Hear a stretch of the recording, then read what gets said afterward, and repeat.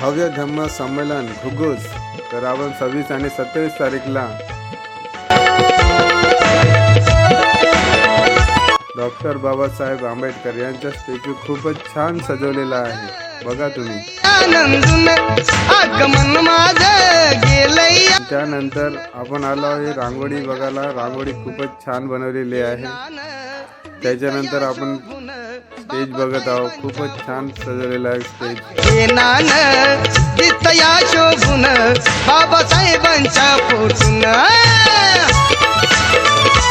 तर बघा हे पब्लिक बघा किती खूपच पब्लिक असल्यामुळे आपण इथं कार्यक्रम खूप छान झालेला आहे. तर आपण हे बघूया. 100 वर्ष पूर्ण झाली बाबासाहेबांच्या जन्माला.